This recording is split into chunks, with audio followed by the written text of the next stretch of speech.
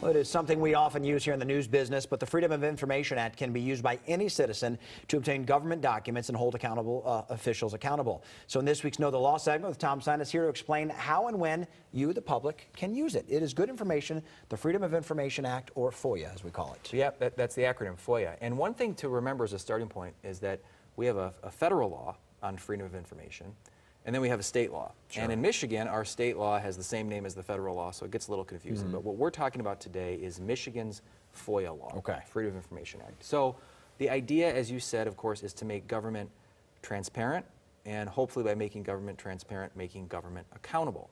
So we have a state statute that sets forth when members of the public can obtain information from government. Right.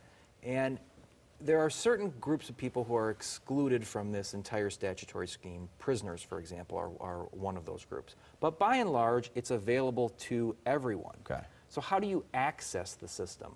Well, the hallmark of accessing the system is to make your request in writing, right? The statute requires that they be made in writing to the public body that has the documents that you're seeking. And the request also has to be made with enough detail that the public body knows what you're asking for, right? Public bodies are responsible for responding to these FOIA requests, and they should have someone who is often called a FOIA coordinator, or someone who's designated as the person responding to FOIA requests.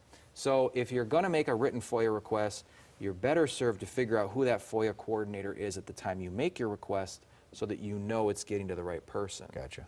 So then that raises the question, well, am I going to get everything I asked for in return? Right. And as you know from being in the news business, the answer is not always clearly yes. There are certain exemptions or exceptions, certain things that don't have to be produced or that can be redacted. For example, if you're requesting information from law enforcement and they have an active criminal investigation going, they have the right under the statute to not disclose certain information if it will impede their investigation. If you make a request to a governmental body and they have communications between themselves and their lawyer, that may be protected by the attorney-client privilege. Or maybe you'll get documents, but certain witness names, for example, may be redacted. That's to protect people's personal information. Then, of course, and a whole separate topic really is the fact that the legislature from time to time has carved out certain things that are no longer subject to FOIA. So we could talk on multiple weeks about this subject, but the idea here is I think we're going to be hearing more about it over the next few years, because I think there are a number of people in Lansing who want to figure out whether we can improve our system, and if so, how do we do it? Yeah, interesting stuff for sure. We hear a lot about it.